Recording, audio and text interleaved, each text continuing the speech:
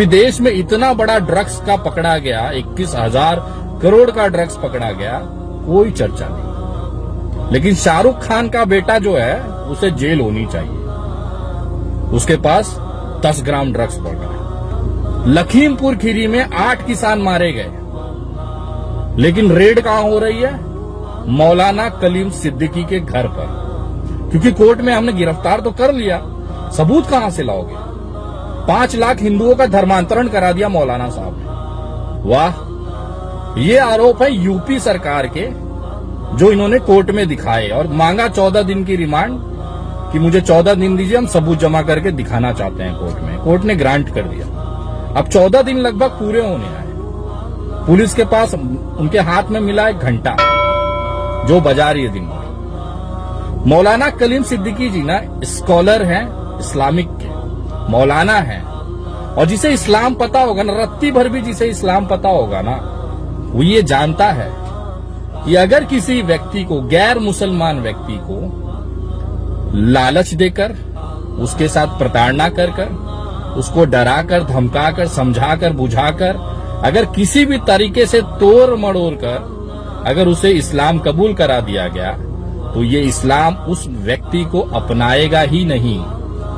यही तो नियम है इस्लाम का। अगर आपने लालच देकर या दबाव बनाकर उसे इस्लाम में ला भी दिया, मुसलमान बना भी दिया, तो इस्लाम धर्म ऐसा है कि उसे कबूल ही नहीं करेगा, उसके लिए हराम है वो व्यक्ति। और मौलाना साहब पे आरोप है कि 5 लाख हिंदुओं का धर्मांतरण करा दिया। लाइए सबूत देश के सामने रखिए। हम चाहते हैं कि मौलाना साहब का खुलासा होना चाहिए। जब कुछ होगा तो लाओगे ना भाई साहब। ये इसके लिए मौलाना कलीम सिद्दीकी को गिरफ्तार किया गया क्योंकि जो ड्रग्स का मामला था उसे दबाना था, और कल वापस जब उनके घर पे रेड हुई है वो इसके लिए हुई है कि लखीमपुर की जो घटना है उसे दबाया जा सके। ये घर पे गए, तकिए उधेड़े, चद्दर हटा के देखा, गादी के नीचे देखे, टॉयलेट तक चले गए, टॉयलेट के गोल के अंदर तक हाथ डाल के देखा कि कोई कागज मिल जाए जो हम दिखा सके।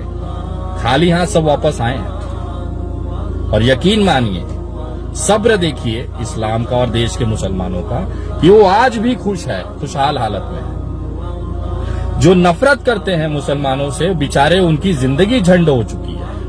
अरे यार, ये देश का मुसलमान और इस्लाम इतना बड़ा दानवीर है, एक झंडू को कहां से कहां पहुंचा दिया। इस्लाम कहता है सब्र रखिए, अपने ऊपर वाले के ऊपर विश्वास रखिए, किसी के साथ गलत नहीं होगा। मेरा सनातन धर्म भी यही कहता है कि अपने धर्म का अभिमान करिए, लेकिन दूसरे धर्मों को सम्मान दीजिए। तो ये सनातन और इस्लाम एक ही है।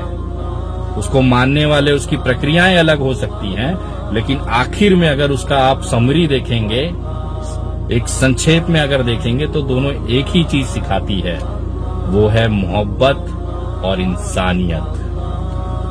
आप नफरत करते रहिए, अब मोहब्बत और इंसानियत बांटते रहेंगे। देश के मुसलमानों को विनय दुबे का सल्यूट है, सलाम है आपके दिए, आपके दिखाए हुए सब्र के लिए। आज के दौर में जिस कौम के साथ इतनी तानाशाही हो रही है, इतनी बर्बादियां की जा रही है, उसके बाद भी आप लोग जिस हौसले और जज्बे के साथ इसका सामना कर रहे हैं, सब्र रख रहे हैं, विनय दुबे उस सब्र को, उस कौम को सलाम करता है। जय हिंद, जय महाराष्ट्र।